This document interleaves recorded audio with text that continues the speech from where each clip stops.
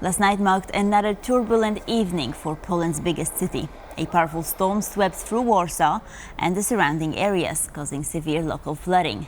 Many streets are now out of service, causing traffic issues for the city's nearly 2 million population.